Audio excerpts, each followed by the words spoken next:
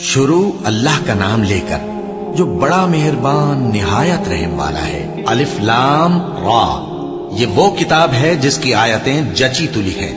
پھر یہ کہ اللہ حکیم و خبیر نازل کرنے والے کی طرف سے بتفصیل بیان کی گئی ہیں۔ اس کا پیغام یہ ہے کہ اللہ کے سوا کسی کی عبادت نہ کرو، اور میں اس کی طرف سے تم کو ڈر سنانے والا اور خوشخبری دینے والا ہوں، اور یہ کہ اپنے پروردگار سے بخشش مانگو اور اس کے آگے توبہ کرو، وہ تم کو ایک وقت مقرر تک متاع نیک سے بہرہ مند کرے گا اور ہر لائق فضیلت کو اس کی فضیلت دے گا۔ اور اگر روگردانی کرو گے تو مجھے تمہارے بارے میں قیامت کے بڑے دن کے عذاب کا ڈر ہے۔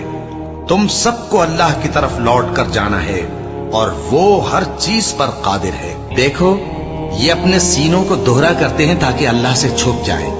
سن رکھو، جس وقت یہ اپنے کپڑوں میں لپٹ رہے ہوتے ہیں تب بھی وہ ان کی چھپی اور کھلی باتوں کو جانتا ہے۔ وہ تو دلوں کی باتوں تک سے آگاہ ہے، اور زمین پر کوئی چلنے پھرنے والا نہیں مگر اس کا رزق اللہ کے ذمے ہے۔ وہ اس کے رہنے کی جگہ کو بھی جانتا ہے اور جہاں سونپا جاتا ہے اسے بھی۔ یہ سب کچھ کتاب روشن میں لکھا ہوا ہے۔